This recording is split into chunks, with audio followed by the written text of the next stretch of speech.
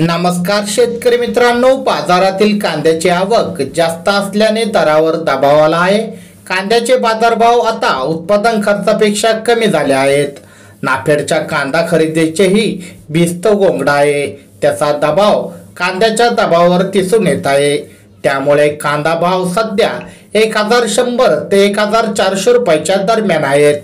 तर आज कोल्हापूरमध्ये कांद्याला कमीत कमी 500 रुपये तर जास्तीत जास्त 1600 रुपये भाव मिळाला।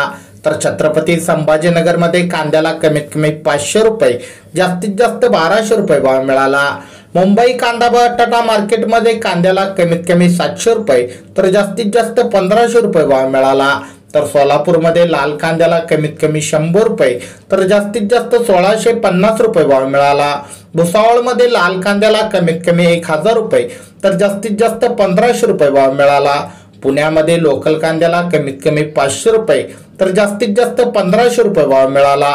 मंगळवेढामध्ये लोकल कांद्याला कमीत कमी 100 रुपये तर जास्तीत जास्त 1100 रुपये भाव मिळाला।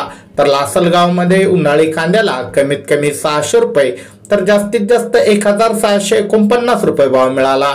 लासलगाव निफाड या ठिकाणी उन्हाळी कांद्याला कमीत कमी 700 रुपये तर जास्तीत जास्त 1410 रुपये भाव मिळाला।